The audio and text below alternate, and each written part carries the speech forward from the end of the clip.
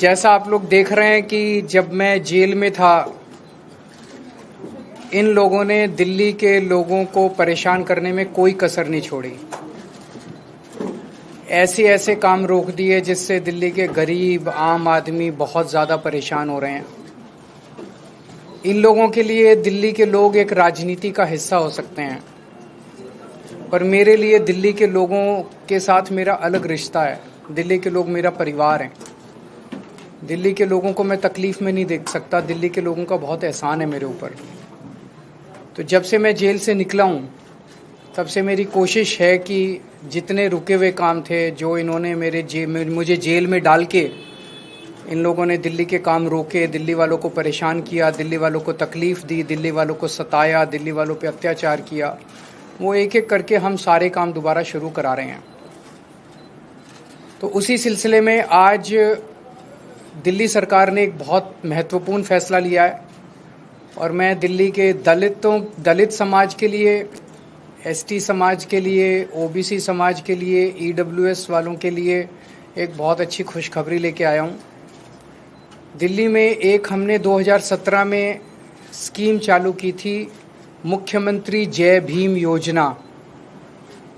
उस योजना के तहत हम दलित, एसटी, ओबीसी और ईडब्ल्यूएस समाज के लोगों को, उनके बच्चों को कोचिंग करने के लिए हम मदद करते थे। जैसे मैं खुद 12वीं के बाद जब मैंने आईआईटी की तैयारी की, तो मुझे याद है मैंने 2 कोचिंग इंस्टीट्यूट से कोचिंग की थी और उन दिनों में भी कोचिंग बहुत महंगी हुआ करती थी।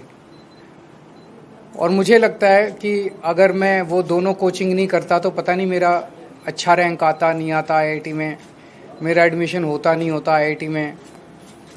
उसके बाद जब मैं पास आउट हो गया, फिर मैंने सिविल सर्विसेज की तैयारी की, तब भी मैंने कोचिंग की थी। अगर वो कोचिंग ना करता तो पता नहीं मेरा होता नहीं होता। लेकिन कोचिंग बड़ी महंगी है और गरीब लोग, दलित समाज के लोग, ओबीसी समाज के लोग जो गरीब हैं, जिनके पास पैसा नहीं है, उनके बच्चे इंटेलिजेंट हैं। इंटेलिजेंस पैसे की मोहताज नहीं है। गरीबों के घर भी इंटेलिजेंट बच्चे पैदा होते हैं, वो भी बहुत इंटेलिजेंट हैं, लेकिन उनको सहूलियत नहीं मिलती, उनको अवसर नहीं मिलते, अपॉर्चुनिटीज़ नहीं मिलती।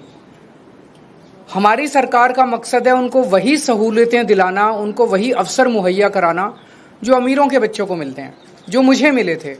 जब मैं पढ़ रहा था, भगवान ने मुझे एक मिडिल क्लास फैमिली में पैदा किया। जो अवसर मुझे मिले वो अवसर गरीब से गरीब लोगों को भी, दिल्ली के मेरे गरीब से गरीब बच्चों को भी मिलने चाहिए। तो वो अवसर मुहैया कराने के लिए हमने स्कीम निकाली थी कि 12वीं के बाद या ग्रेजुएशन के बाद अगर कोई कम्पिटिटिव एग्ज़ाम देता है बच्चा, इंजीनियरिंग के लिए, मेडिकल के लिए, रेलवे के लिए, नौकरी के लिए, यूपीएससी के लिए, कोई भी वो देता है, अगर कोचिंग में एडमिशन लेता है तो उसको दिल्ली सरकार उसका कोचिंग का सारा खर्चा देती थी। और बाद में हमने उनको 2,500 रुपये महीना भी देना चालू किया था, ताकि पढ़ते वक्त वो कोचिंग इंस्टीट्यूट अगर जाना आना है उसके लिए, उसको जाने आने के लिए और उसके मिसलेनियस एक्सपेंसेस के लिए 2,500 रुपये महीना भी देना चालू किया था। कुछ अड़चनें कोरोना की वजह से आई और उसके बाद मेरे जेल जाने के बाद ये बिल्कुल ठप हो गई स्कीम। इसको ठप कर दिया गया, जानबूझ के इसको ठप कर दिया गया। लेकिन आज मुझे बेहद खुशी है पूरे दलित समाज को, ओबीसी समाज को, ईडब्ल्यूएस, हमारे गरीब भाइयों को बताते हुए कि आपके बच्चों के लिए आज दिल्ली सरकार ने इस स्कीम को दोबारा चालू कर दिया है। जितनी पुरानी पेमेंट्स बकाया थी, जिसकी वजह से ये पेमेंट्स नहीं की गई, मेरे जेल जाने के बाद पेमेंट्स रोक दी गई, वो पेमेंट्स अब वेरिफिकेशन वगैरह करके दोबारा कर दी जाएंगी। उनकी इंस्टीट्यूट्स की पुरानी पेमेंट्स, जो भी वेरिफिकेशन की प्रक्रिया वो करके, और इन स्कीम्स को दोबारा रजिस्ट्रेशन करके बच्चों को दोबारा मुहैया कराया जाएगा, सारी अवसर मुहैया कराए जाएंगे।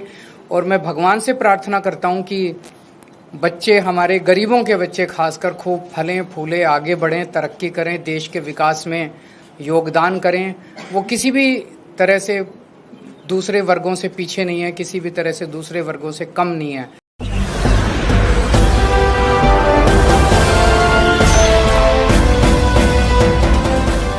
देख रहे हैं लाइव न्यूज़ 99, राष्ट्र सबसे पहले।